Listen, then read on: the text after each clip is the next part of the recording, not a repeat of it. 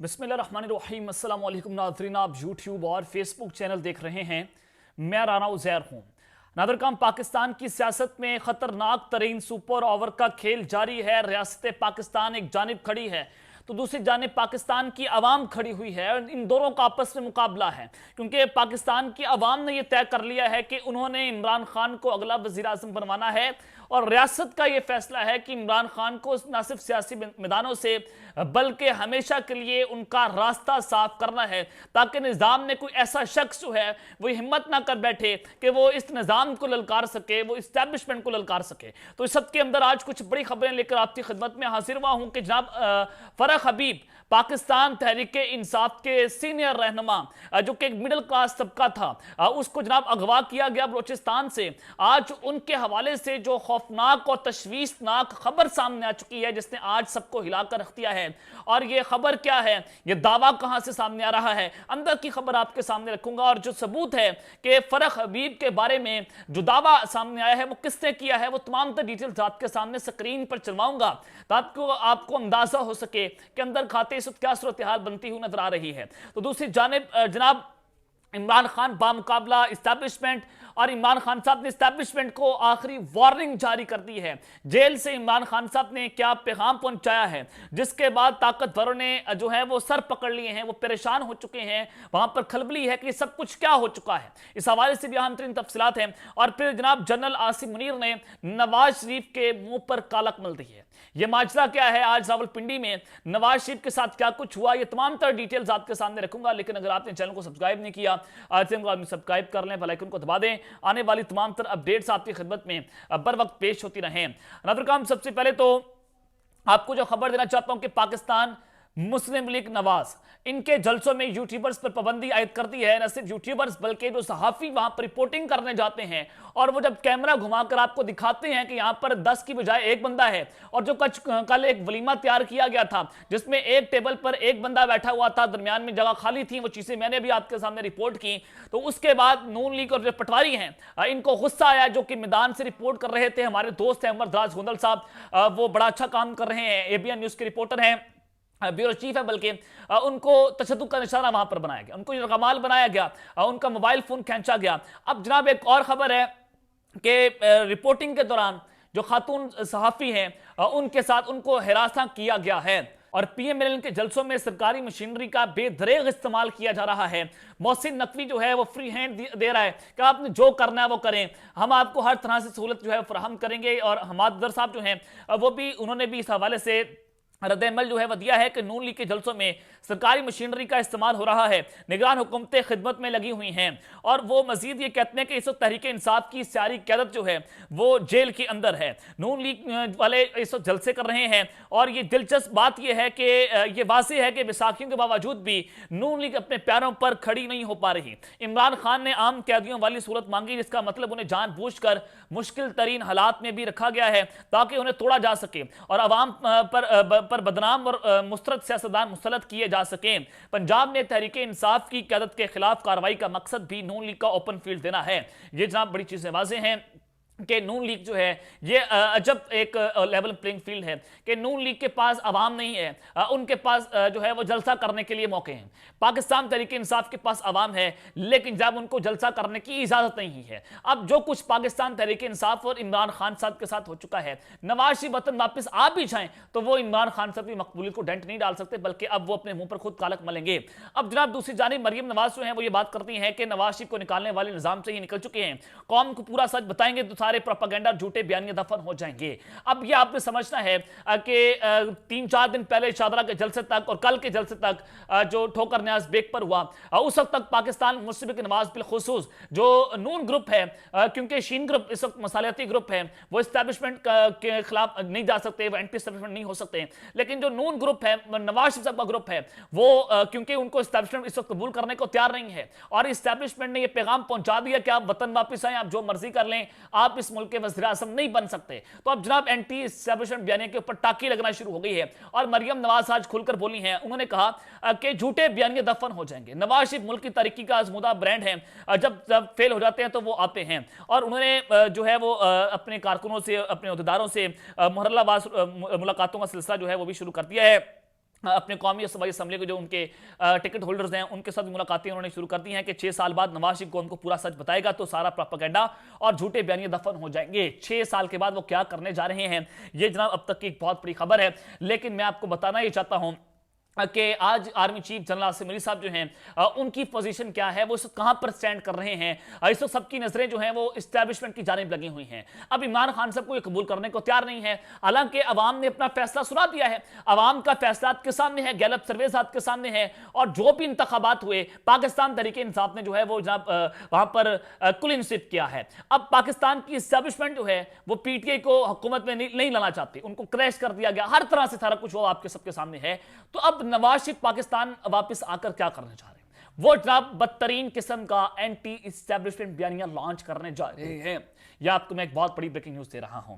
जो कह रहे थे जनरल बाजवा जनरल फैज समीद को सजा दें, अब ये बात बहुत दूर तक जाएगी। मैं आपको बता रहा था कि असल निशाना जनरल बाजवा जनरल फैज नहीं है, बल्कि असल निशाना जो है वो जनाब जनरल आसिम मलिक साहब हैं। तो आज शहबाज शरीफ ने कारकुनों के नाम अहम पैगाम जारी किया। उन्होंने कहा कि 21 अक्टूबर को नवाज शरीफ का खिताब कौमी नस्बुल अहम तय करेगा, बुरानों से निकालने और अवाम की तवक्कुआत को पूरा करने में हमेशा नून लीग ने तारीखी किरदार अदा किया है। एक बार फिर तारीख और अपनी सुनहरी रवायत दोहराएंगे और अवाम को इस मुश्किल से निकालेंगे। अब मरियम नवाज का बयान और नवाज शरीफ के हवाले से शहबाज शरीफ का यह कहना कि वो नस्बुल अहम तय कर देंगे, उनका खिताब ऐसा होगा।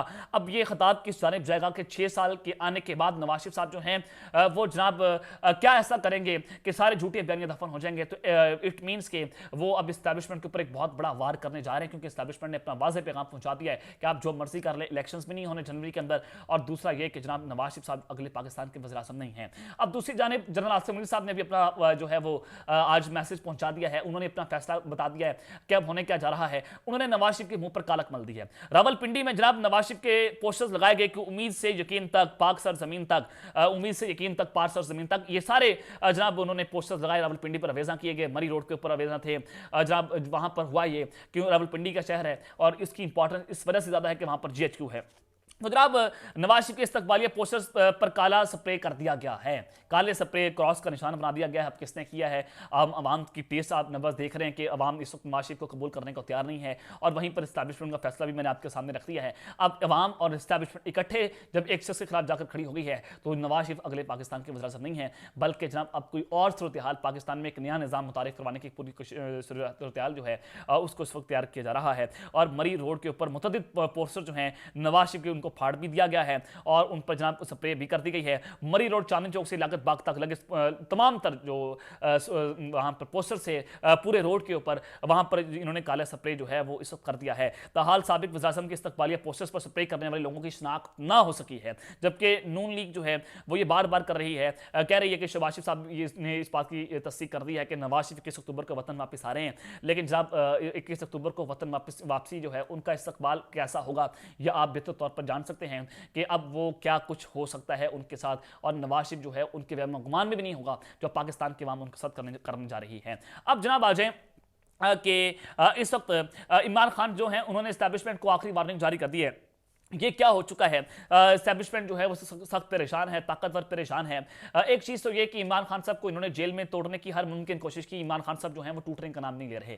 खान साहब ने बड़ा वाज़ेह पैगाम पहुंचा दिया है, साइफर के केस से इमरान खान को सजा देनी ही देनी है। ये भी मुमकिन तौर पर चीज़ें नजर आ चुकी हैं। मैं आपको अपने पिछले व्लॉग में बता चुका हूँ कि 17 अक्टूबर को फर्द जुर्म आयद होनी है और फिर इमरान खान साहब को और शाह महमूद कुरैशी को तकरीबन उम्र कैद 7 से 12 साल की कैद, ये मामला जो है वो जा सकता है। तो इमरान खान साहब की बहन है अलीमा खान साहिबा, उन्होंने जनाब ये कह दिया है कि इनको कहें बस कर दें, इमरान खान ने नहीं टूटना। अब किनको कहें बस कर दें, ये एस्टैब्लिशमेंट के लिए पैगाम है कि जनाब आप जो मर्जी कर लें, इमरान खान साहब टूटने का नाम नहीं ले रहे। और उन्होंने फैसला कर लिया वो जेल के अंदर जो है वो डल जाएंगे, जेल के अंदर मर जाएंगे, लेकिन वो एस्टैब्लिशमेंट की गुलामी को कबूल नहीं करेंगे। अब इस हवाले से जो अलीमा खान है उन्होंने कुछ आम तरीन जो है वो स्टेटमेंट भी दी है, वो आपको जरा सुना देता हूं, आपको अंदाजा हो जाएगा कि इमरान खान साहब इस वक्त जेल के अंदर बैठकर कर क्या रहे हैं। जरा आप उनकी ये स्टेटमेंट सुने। अगर मैं एक चीज़ कह सकूं जो यहाँ मुझे भी नहीं लगता अच्छा कहना, मुझे तो उनकी शक्ल नूरानी माशाल्लाह लग रही थी। 4 दफा कुरान शरीफ ख़त्म कर चुके हैं, कह रहे हैं कि मैं इतनी नॉलेज गेन कर रहा हूँ। मैं किताबें बहुत पढ़ रहे हैं और वो और किताबें डिस्कस कर रहे तो वो और। लेकिन मैम ये तजाद क्यों है वकला में भी, पीटीआई के वकला के अंदर कुछ कह रहे हैं कि उनकी तबीयत बड़ी ख़राब है, आप कह रही हैं कि बिल्कुल ठीक है, तो ये तजाद क्यों है आप लोगों के दरमियान? कोई तजाद नहीं है। एक सेकेंड, पता है क्या फ़र्क है? हम वजन को, वो वजन को हेल्दी समझते हैं, हम वजन को मोटापा समझते हैं, अनहेल्दी समझते हैं। हलीमा खानम साहिबा अता तारण ने बयान दिया है कि खान साहब माफिया मांग रहे हैं, और आज के सलमान सफदर साहब के बयान के बाद उन्होंने कहा कि वो खान साहब टूटना शुरू हो गए हैं। क्या कहेंगी आप? देखिए, फिर ये जो हाइब्रिड वॉरफेयर है ना, आप इसके बारे में ज़रा पढ़ लें। ये बेचारे कब से ये हाइब्रिड वॉरफेयर चला रहे हैं। आज कमज़ोर हो गए, आज आप मैं कह रही हूँ फिट और आप कह रहे हैं कमजोर। तो जी, आपने अलीमा खान साहिबा का ये बयान सुन लिया, जिसके बाद आपको अंदाजा हो जाना चाहिए कि इमरान खान साहब जो हैं वो जेल में इस टूटने का नाम नहीं ले रहे, तो ताकतवर जो हैं वो इस गहरी तशवीश के अंदर मुब्तला हो चुके हैं। अब आ जाएं फरख हबीब साहब के हवाले से कि उनको बलोचिस्तान से अगवा किया गया और उनको मुज़ाकरात के नाम पर ट्रैप किया गया, ट्रैप करके उनको बलोचिस्तान से और उनके भनोई समेत उनको गिरफ्तार कर लिया गया। तो अब उनके हवाले से जनाब हैदर मेहदी साहब ने एक प्रोग्राम किया शाहीन साहबाई के साथ बैठकर, और उसमें शाहीन साहबाई जो है वो क्या खतरनाक दावा कर रहे हैं, वो जरा दावा आपके सामने रख देता हूं, आपको अंदाजा हो जाएगा कि इस वक्त बड़ी खतरनाक सूरत हाल बन चुकी है। क्योंकि एक आज खबर बहुत चल रही थी कि इनके जो थे एक साहब थे वो उनको मार दिया गया है। हबीब क्या नाम था उनका? फरूख हबीब था। अच्छा, अरे उनके बारे में ये खबर चल रही थी, कंफर्म अभी नहीं हुई है, लेकिन ये चल रही थी अखबारों में भी, किसी में मेरा ख्याल आई है कि उनको अभी जनाब आपने शाहीन साहबाई और ये हैदर मेहदी साहब का क्लिप देख लिया, और इस क्लिप में शाहीन साहबाई जो हैं वो ये दावा कर रहे हैं कि फ़रख हबीब जो है उनको जनाब दौरान हिरासत जुर्म डिटेंशन उनको कत्ल कर दिया गया है। अब फ़रख हबीब साहब जो हैं वो एक मिडिल क्लास मैन जो जनाब नीचे से उठाए ISF से, वो जनाब MNA बना, उसने मेहनत की, MNA के बाद वजीर बना, उसने मुल्क को लीड किया, और उसके बाद फ़रख हबीब साहब जो हैं उनके हवाले से उस्मान डार ने भी कहा था कि जनाब ये एक एंटी एस्टैब्लिशमेंट ग्रुप जो है वो पाकिस्तान तहरीक इंसाफ के अंदर था। तो फ़रख हबीब साहब जो है उनको उनसे बड़ा मसला था इस्टैब्लिशमेंट को। बहुत सारे लोग हैं जिनको मुराद सईद साहब जो हैं उनकी जनाब ये डेड बॉडी मांगते हैं, महादर साहब को ढूंढते फिर रहे हैं, लेकिन फ़रख हबीब साहब के हवाले से तशवीशनाक खबर है, लेकिन अभी तक इस खबर की तस्दीक नहीं हो सकी। उनके अहल खाना के हवाले से जो बात है वो इसकी तस्दीक नहीं कर रहे। अल्लाह ताला उनकी हिफाजत करे, अल्लाह ताला करे झूठी खबर हो, इसकी तरदीद या तस्दीक मैं नहीं कर रहा, बल्कि मैं दुआओं की दरख्वास्त भी आप लोगों से कर रहा हूँ, लेकिन साथ ही आपको मैं खबर भी दे रहा हूँ कि जनाब ये शाहीन साहबाई साहब ने एक बहुत खौफनाक किस्म का दावा कर दिया, जो मैंने आपके सामने रखा। अब तक लेते हैं, अपना ख्याल रखिएगा, और इस संग अपना ख्याल लाने के बाद पाकिस्तान जिंदाबाद।